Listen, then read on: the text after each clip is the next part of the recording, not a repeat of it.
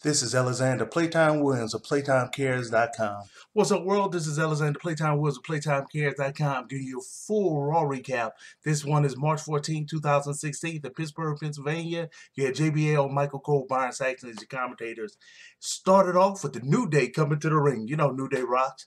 And and they let people know that Booty-O's is a real thing.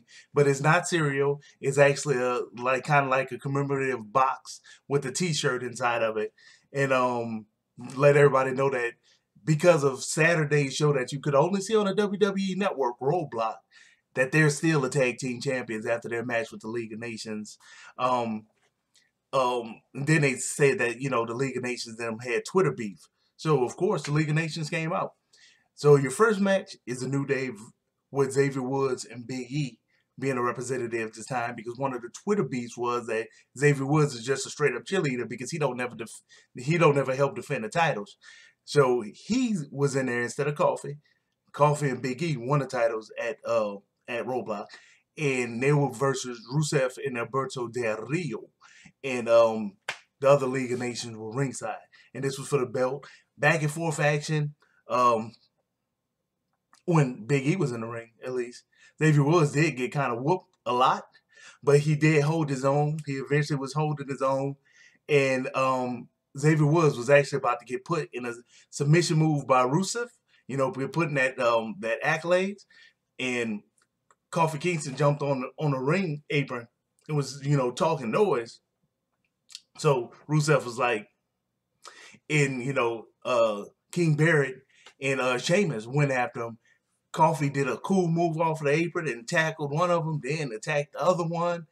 Rusev got off of Xavier Woods and grabbed Kofi Kingston by the hair. And that's when Xavier Woods not only went and rolled him up from behind, he also grabbed Rusev tights. 1, 2, 3, pin victory, they win. League of Nations went nuts and they whooped them boys for like a good 3-4 minutes. You know, y'all know how much I like the New Day. They whooped my boys for like a good 3 to 4 minutes. You know, kicking them, getting them individually, kicking them in the face. You know, slamming them, punching them, beating them for a good 3-4 minutes. That match was a 3 out of 5. It was like your average match, but then they had a lot of good high points in it. So that was a 3 out of 5. Not as good as that match that that they had with AJ Styles and Chris Jericho. That was a great match. That was definitely a 4. This one was just a strong 3. Then Dean Ambrose comes to the ring, and of course they're gonna do, Roadblock pay-per-view recaps. Dean Ambrose, he got the 3 count on Triple H, but then the referee noticed that his foot was kind of, the toes of his shoes were sticking underneath, just a little bit underneath that bottom rope. So they said, no, the match has to continue, and Triple H ended up getting a pedigree on him and winning the match. So they had that recap, and he said, look, I made one mistake, I lost the match, but Triple H had to learn, he learned the hard way, he gonna have to respect me. Well, Brock Lesnar come out, because, it was what it is. And Paul Heyman was like, look, I'm the only thing that's keeping Brock Lesnar off for you right now. So, let's just let's be civil. Dean Ambrose like, screw that. I won't fight Brock Lesnar now. Let's fight. Of course, Brock Lesnar want to do it. So Paul Heyman said, no, let me just go ahead and hype up our WrestleMania match, because anytime my client, Brock Lesnar, wrestle, it is a main event match. So let me just hype this up, and then we leaving. So Paul Heyman did what he does. Great mic skills. He leaves. Brock Lesnar don't follow behind him. Brock Lesnar try to go to the ring. Then Ambrose like, yeah. Dean Ambrose opened up his shirt, his jacket, pull out a crowbar. So, Brock Lesnar still circled that ring, trying to see if he could get in there faster than Ambrose could actually swing. He tried it. It wasn't successful. He had to jump back down before Dean Ambrose busted him in the head with that crowbar. So your second match was Ryback versus Sin Cara. Of course, his U.S. title partner, Kalisto, was actually ringside, and Ryback just played with that boy for minutes. That don't even make sense. Like he said, size matters. He just beat that boy senseless. Gave him a shell shock, then picked him back up and gave him another shell shock. Pin victory. Match is about a 2 out of 5. Ryback was like, look, I want to challenge you for the U.S. title at WrestleMania, Singar. Kalisto. Then he leaves. Okay. So, Burger King actually has grilled hot dogs, and they decided to partner up with the WWE to advertise. But the first thing that they did was actually have like BK presents great dogs of the WWE. Your first dog was Mad Dog Vachon. Was that Vachon? They showed him. The second dog they showed was my favorite wrestler of all time. You know who it is if you've been watching me. The Junkyard Dog. Not the one bites the dust. Mr. Thump himself. Third dog was, oh, you didn't know? The Road Dog. You know, hey, that was the three dogs that they showed. The great dogs. So next thing was Stephanie McMahon came to the ring. And of course, she calls Triple H down, say Triple H is the man, and you can't, of course, Triple H say you can't beat authority, and say everybody live in hope land, everybody pretty much loses, and just hope that they, that they able to get a promotion or get a raise, or blah, blah, blah, blah, blah, blah, and saying that, that's why people was cheering for for Dean Ambrose so much is because, they was just hoping he'd win just like they hope in life and everybody losing, including Dean Ambrose. Dolph Ziggler comes in and interrupt and essentially take offense for him calling everybody that didn't, get raised with a silver spoon in their mouth losers. And that goes for him and Dean Ambrose. They're not losers. It's just that they weren't able to beat the system that they had in front of them. He's like, you constantly getting screwed by the system. That's all it was. It's not that you're a loser. You get screwed by the system. And, he's like, look, I don't care if y'all upset. Y'all can fire me, whatever. It is what it is. And, I love to do what I do. And that's why I'm in this ring. Stephanie was like, look, you know what? You want to get fired? Let me fire. Well, Triple H was like, no, that's not what's best for business. Dolph, if you was to sit there and just, essentially just join us, we'll push you. You'll get to achieve all your dreams. Dolph was like, hell no.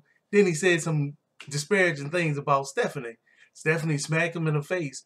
It was like, you know what? You want to have all your dreams come true? How about this? You get to have any match in WrestleMania that doesn't involve my husband in that World Heavyweight Championship. You get to pick the match if you could be one person, and I'm going to put you in a match with that person. Dolph was like, hey, bring it on. It could be 10 versus 1 like you try to do me. Bring it on. Who you have? You have to fight Triple H tonight. You beat him, you can have whatever match you want at WrestleMania outside of Triple H match. Third match, you got Sami Zayn versus The Miz. And, of course, Kevin Owens going to be commentary. So, of course, you have to do a Raw recap of Kevin Owens about to, he already beat Neville for the match. Grabs Neville, beats on him more, about to powerbomb him to the ring apron. And Sami Zayn comes out and they both attack Kevin Owens. And then you had the SmackDown match where you had Kevin Owens and The Miz versus Sami Zayn and Neville. And Kevin Owens just decided to walk out the match in the middle of the match, leave Neville high and dry. So it was a slow match. And, Sami Zayn, he did some cool stuff, but it still was a slow match. I'm not gonna lie to you, it wasn't that exciting. If you saw him on Roadblock, Sami Zayn his match wasn't that exciting either. But he finally did like this move. He dove over the top rope on the Miz, which means that they're by the commentator's table. Kevin Owens commentating, take the headphones off, start walking towards Sami Zayn, talking noise to him. Well, the Miz attacks Kevin Owens from behind. Sami Zayn kind of pushed him a little bit while he goes to the ground. He jumps in the ring. Him and the Miz, they sit there and tussle a little bit more. Kevin Owens gets up and he takes a swing at the Miz while the Miz is up in the rope in the corner. And the Miz, pays attention to him and gets out the way. And Sami Zayn run and do that running kick in the face when you're stuck in the corner. He gets the pin victory. And that's that. Match is about a 2 out of 5, just average match. So they showed the League of Nations attacking the New Day again. They just showed that again. Then the League of Nations is interviewed, and they say, look, we did that to send a message for all these people that want to do insults and jokes when we ain't playing games. Then he said, look, let's do this. Let's have a WrestleMania match. League of Nations versus the New Day. What you got? So they announced that Conaskure, they fighting childhood cancer. Conaskure, you named after the little dude that ended up dying from cancer, Connor the Crusher. He died. That might have been last year. Come to think of it, it might have been last year. They pounded up with the V Foundation. They partnered up with them, so that money should be able to stretch a little bit further, and they got a broader scope of the people that they can reach and touch. So your fourth match was Brie Bella and Alicia Fox versus Naomi and Tamina, and Lana sitting on the announcer's table once those four were in the ring. Naomi started off on fire. I love when they allow her to be like really aggressive and really athletic and like how she really is. But then Brie comes in and dominates, and then she starts taunting Lana. And when she's about to go do her thing and win the match, Lana gets on the ring aprons and distract Brie, which allows Tamina to pick Brie up while the referee's trying to get Lana off of the ring apron. And her and Naomi do a tag team finisher. Boom, they get the pin victory. Then Fox go after go after Lana, and Naomi and Tamina end up double super kicking her in the face. So that match was a 2 out of 5. Then they had a really funny promo that the Social Outcasts cut for the Burger King hot dogs. That by the end of the night, I ain't gonna lie, I wanted to try them. So then they cut over to Paige get interviewed about the trouble she's had on Total Divas and stuff like that. Lana interrupts and said, look, you wouldn't be having those troubles if you wouldn't hang with like those weak Americans and whatnot. You used to be a strong European, now you lost your titles, you don't have no friends, none of that. And Paige was like, look, you ain't never had no friends. Who you talking to? You ain't never even have a match to lose a Diva title. If you want me to show you what a Diva can really do, just let me know. And then Naomi and Tamina come up and it's like, hey, are you talking trash to Lana? You might want to not do that because some people might just hear it and do something about it. Woo. They all walk off. Hey, that was it. So then it switched over to Charlotte and Ric Flair, and she's interviewed about her upcoming WrestleMania match. That's a triple threat against Sasha Banks and Becky Lynch. And Sasha Banks, and she said, look, I know both of those chicks before they were Sasha Banks and Becky Lynch. I'm holding Sasha hair when she having her first NXT match, before she had her first NXT match, and she throwing up because she's so nervous. I'm there when Becky Lynch just wanted to be accepted by somebody. But it's not about all that. I'm going to sit there and whoop these girls at WrestleMania. But here comes SmackDown. I'm going to show them that you can't run from your past forever. I have a special presentation for them on SmackDown. Then they walked away. Fifth match. The Usos versus Bo Dallas and Axl Rose. And, of course, you have the rest of the Social Outcasts ringside. And then you have Team 3D, the Dudley Boys, on commentary. And this was a super short match. And the Usos super kicked all of the Social Outcast members, got a pin victory, and then points at the Dudley Boys. The Dudley Boys like, hey, it ain't us. You know what I'm saying? Hey, you can do that to them. That ain't us. We the best. 9-time tag team champions. We the best. Match is about a 2 out of 5. Dean Ambrose is in the back locker room, and he's approached by Mick Foley. Mick Foley like, hey, why are you doing what you're doing? Dean Ambrose was like, look, why did you do what you did when you had to fight The Undertaker in a Hell of a Cell? He's like, hey, because that's me. He said, well, that's the same thing. It's me. I can't wait to do what I have to do against Brock Lesnar. Okay, Mick Foley like, hey, cool. So long as you doing it, I'm all right with it. I have a present for you. Give him a big red box. And what did he used to call it? It's the bat with the barbed wire around it. Was it Lucille? But hey, whatever. That's what he gave him. He gave him his old bat with the barbed wire around it. Sixth match. You had Dolph Ziggler versus Triple H. Triple H dominated real hard at the beginning, and the match was getting worse and worse and worse. They was already saying that when he went on his whole tirade about people being losers and all that, and he was chanting boring and everything. Match was just going downhill. Then Dolph Ziggler got into it, and he kept getting 2 counts, 2.5 counts. 2 3/4 counts. It was just getting closer and closer. Crowd started getting into it, more energy in the match. Long story short, Dolph Ziggler went for a zigzag. Triple H was able to block it, then put him into a pedigree, and Triple H won that match. The match was a 3 out of 5, and it ended up being a decent match, average match with some really, really good high points in it. Then they had, then while Triple H is celebrating, Roman Reigns' music hit. He's looking in the crowd, seeing where he gonna come from. Roman Reigns comes from the top of the steps, and then he comes to the ring, fight, beating up Triple H. Triple H tired. He throwing Triple H into the barricade, walking him all around the thing. Boom, boom, boom. He just beating him up. He beats him all onto the side of the ramp, beats him all the way to the back of the wrestling area.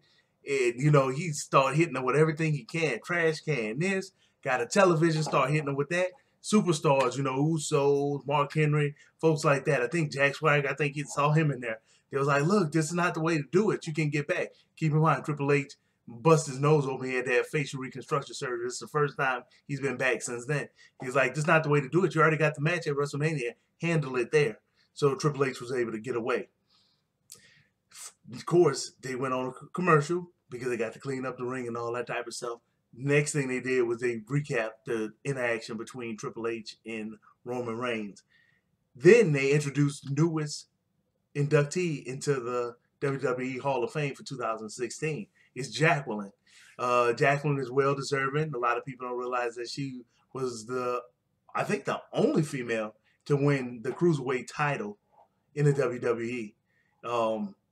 Also, she was one of the people that kind of got that rated R era really going, in my opinion. Because keep in mind, when she was in Britain, she was the one that Sable ripped her shirt off and they showed exposed breasts on their pay-per-view. So I never checked to see if they have that on the WWE Network, to see if they're going to censor it or anything like that. I never checked. But that might be something. Y'all let me know. Hey, comment. Let me know if that's on the WWE Network, where she was in Britain and Sable, you know, ripped her shirt off and exposed. It was both breasts. She's on the shoulders of a referee. You know, that kind of, you know, helped with my puberty a little bit. You know, so Jacqueline, she deserved to be in there. She had a really good career. You know, I've watched her in the other places as well. She had a really good career and was really entertaining. Could really wrestle. So she joined, you know, Sting, the Golf, all the who else they got in there? Fabulous Freebirds. You know, she in there with a good class. R-Truth is dressed up like the Pittsburgh Penguin, since they're in Pittsburgh. And the Pittsburgh Penguin is the hockey team. And approaches Goldust, try to get them to form the Golden Truth Tag Team. Goldust shoots him down against, said no. Then Y2J comes to the ring and he says that he's disappointed with the WWE Universe for picking pretty much Flash over Substance, you know, picking AJ Styles over him. And Neville music hit, so Neville versus Chris Jericho is his 7th match, and too short of a match. Neville kicks out of a close 3 count, and Chris Jericho gets upset and, you know, shoves the referee. Disqualification. Neville wins by disqualification. Match is a 2 out of 5, just an average match. Of course, AJ Styles comes down to the ring and give an elbow to Chris Jericho before he get in the ring. Then use the top rope to springboard him and give him another one of those boom elbows into Chris Jericho's face. And the last thing that happened was Mr. McMahon comes out to the ring, say after WrestleMania, Shane McMahon to be a shell of himself, stuff like that, saying because the Undertaker gonna beat him and then he's gonna be out of job. He's gonna lose the McMahon name, not gonna have a father no more, stuff like that. Undertaker comes to the ring, and he said the best thing about it is that he doesn't have to do it. The Undertaker gonna do it for him. Undertaker's come down to the ring. Vic McMahon's like, all right, first thing, don't ever put your hands on me again. Undertaker start taking off his hat, taking off his thing, like, shit, we're about to fight. Vince McMahon said, hey, that was probably a lapse of judgment for you grabbing my throat, but it was also a lapse of judgment for me to actually mention it. I apologize for mentioning that to you. Undertaker was cool. you know, Vince McMahon pretty much said that, the Undertaker beating Shane was going to be best for business and all of that type of good stuff. So Shane comes out and says that, you know what? He comes to the ring and said, look, I figured out, I've been studying it. I figured out how I'm going to actually beat you. He just laid out the plan, hard, exhaustion, stuff like that, keep sticking and moving, all kind of stuff. Undertaker listened to it all, and he grabbed the mic and said, look, and it still ain't going to be enough. Shane was like, well, I don't even understand why you're in the match, because, you used to be your own man, but now you seem to just be my father's B word. So, of course, Undertaker goes to attack him. He misses Shane, keep going around and ducking around him and all that. And while Shane has his back turned, Undertaker grabs Shane. Shane's able to get out. And, Undertaker's looking at him. Shane has his back turned to his father, Vince McMahon. Vince McMahon pushed Shane into the Undertaker. The Undertaker, boom, put that choke slam on him. Blah. It's over. And then he turned and realized Vince was in the ring. And he went after Vince, but Vince was able to roll out. And that was pretty much the end of it. Shane got choke slam. Vince was that. Hey, thank you for listening to all this. PlayTimeCares.com. Do the email, sign up, subscribe via email. That way when I send out my funny stuff and all that other stuff that's not wrestling related, you can get that too. Hey, Playtime Cares on everything. Sit there and join me. Add me. I follow back, all that type of good stuff. Playtime out.